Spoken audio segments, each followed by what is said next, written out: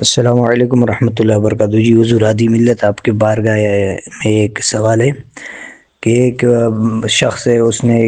بکری کا بچہ مسجد کے نام پہ وقف کر دیا ہے،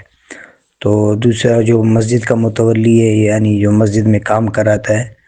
تو اس شخص نے کہہ دیا کہ اس بکری کو بیچ کے مجھے پیسے دے دو، تو کیا یہ بکری دینا پڑے گا یا بکری بیچ کے اس کو پیسے دینا پڑے گا؟ شریعت اس کی کیا اجازت دیتی ہے؟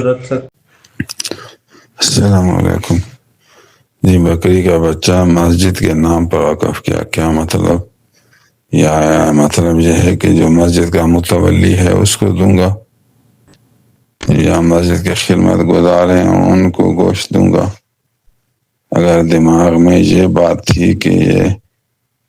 میں مسجد کے خدمت گزاروں کو ذبح کر کے دوں گا، پھر تو دینا لازم ہے۔ اگر ایسی بات نے صرف کہا کہ مسجد کے لیے وقف کرتا ہوں،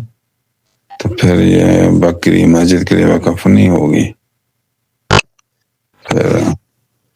اس کا مطلب یہ کہ مسجد کے کام کے لیے ہے، پھر اس کے پیسے مسجد میں لگا لے تو صحیح ہے، بیچ کر مسجد میں پیسے لگا لے، کیونکہ یہ بکری تو مسجد کے لیے مناسب نہیں، اور شرعاً یہ وقف بھی کامل نہیں،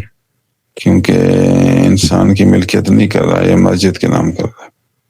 وہ وقف ہی تام نہیں، پھر اس کو بیچ کر مسجد میں پیسے دے صحیح ہے۔ اگر آدمی مراد ہیں اس کے دماغ میں، تو پھر ذبح کر کے آدمی کو دینا لازم ہے۔